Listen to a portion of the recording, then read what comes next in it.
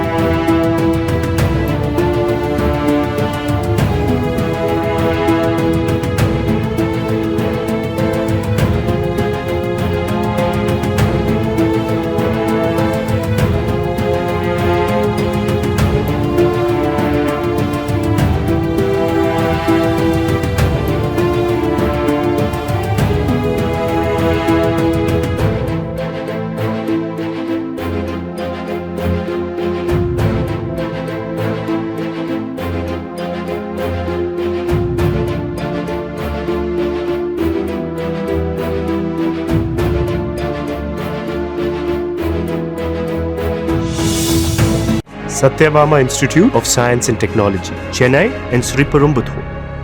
Play store மற்றும் app ஸ்டோரில் இருந்து பாலிமர் செயலியை QR கோடு மூலம் பதிவிறக்கம் செய்யுங்கள்.